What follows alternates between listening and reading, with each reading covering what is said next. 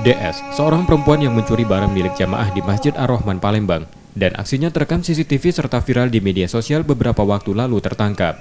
Tersangka ditangkap di rumahnya bersama 1 unit handphone, pakaian, dan 1 sepeda motor. Dari catatan pihak polisi, tersangka merupakan pencuri kambuhan karena sudah beberapa kali melakukan pencurian dengan cara yang sama. Tersangka juga pernah dipenjara pada tahun 2015 lalu dengan kasus serupa. Tersangka ditangkap setelah polisi mempelajari rekaman CCTV masjid yang merekamnya.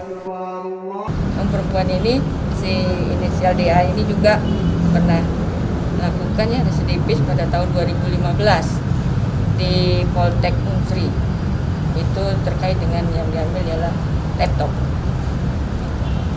Spesialis maling di masjid ini, Bu? Sering, Bu, depannya Ini kayaknya tempat ibadah, karena yang itu juga tempat ibadah. Berarti Ya, di Poltek itu di masjidnya juga, Bu? Ya, di Masjid Poltek Unsri itu. Itu di tahun 2015. Kini tersangka ditahan di tahanan Polrestabes Palembang untuk proses hukum lebih lanjut. Yudi Kiswanto, Kompas TV, Palembang.